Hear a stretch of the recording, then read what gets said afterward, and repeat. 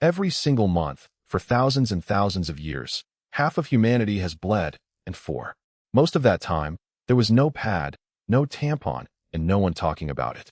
No stores, no products, no warm baths and heating pads, just moss, sand, old rags, and a lot of silence. So how did ancient women actually get through it? The real answer is stranger, smarter, and honestly more brutal than you'd expect. Stone Age. Let's go all the way back to the Stone Age, tens of thousands of years before written history. Paleolithic women likely started menstruating earlier than women today, some as young as 7.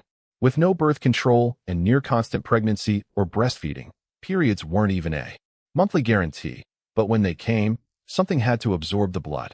Evidence suggests early humans used whatever the land gave them. Soft leather, linen wrapped around sand, rolled grass, even absorbent bog moss. Yes, moss, pulled straight from the forest floor and packed against the body. In parts of equatorial Africa, women used woven grass mats, changed and replaced by hand. There were no products, just instinct, trial, and whatever material didn't fall apart. Ancient Egypt. Now travel to ancient Egypt, one of the only places in the ancient world that actually left written and physical evidence behind. Egyptian women are believed to have used softened papyrus, the same plant used to make paper, rolled up and used almost like an early tampon. It's the oldest documented period product in human history. But Egypt's relationship with menstrual blood went even further. Ancient Egyptians reportedly believed menstrual blood had healing properties. Some records suggest it was smeared on the skin as a remedy for sagging breasts and thighs. A beauty treatment made from the exact thing that would later become one of history's biggest taboos. Egypt didn't see periods as shameful. They saw them as powerful. Ancient Greece and Rome. In ancient Greece, historians believe women used soft wool, folded and placed to absorb the flow. Some accounts suggest an early form of an internal product too, a small piece of wood, wrapped in soft lint. Imagine that.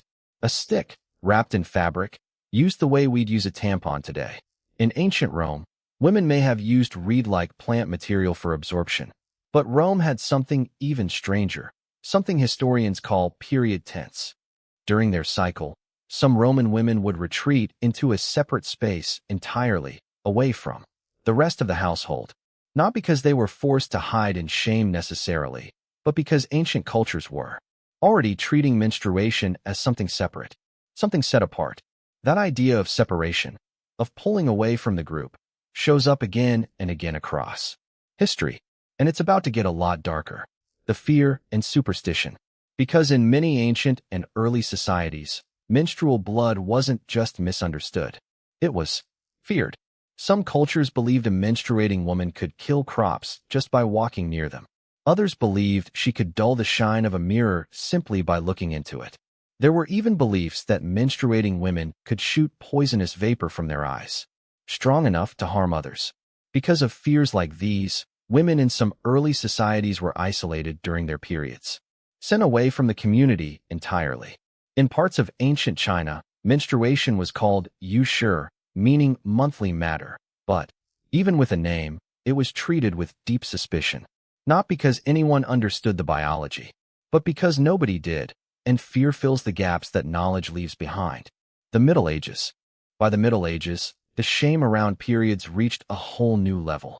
Religion, superstition, and a near-total lack of medical understanding combined into one very uncomfortable era for menstruating women.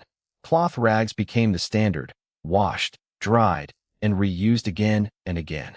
For cramps, medieval women were told to try enemas, physical exercise, or plants believed to regulate the cycle. One especially strange remedy, wearing a powder made of dried toad, tied around the waist, believed to stop heavy bleeding. Dried toad powder, against the skin, as medicine.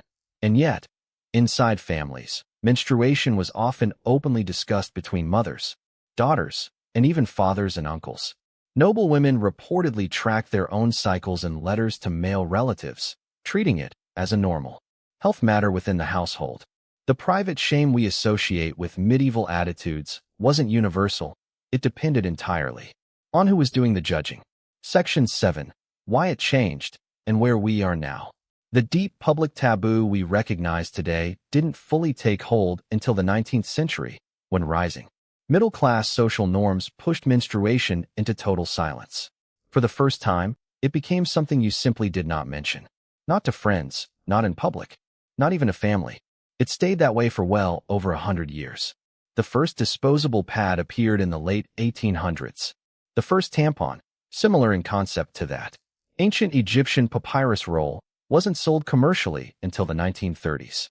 Which means for over 90% of human history, women managed one of the most basic biological functions with moss, wool, rags, and whatever the land could offer.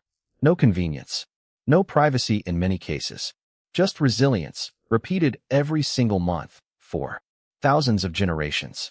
The next time something feels like a small, modern inconvenience, remember there's a good chance an ancient woman solved a much harder version of it, with a lot less and a lot more silence.